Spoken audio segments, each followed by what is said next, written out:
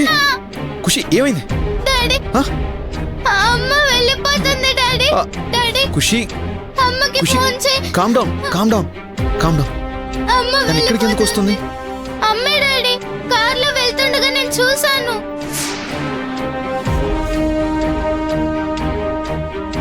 నా కళ్ళ ముందే వెళ్ళిపోయింది.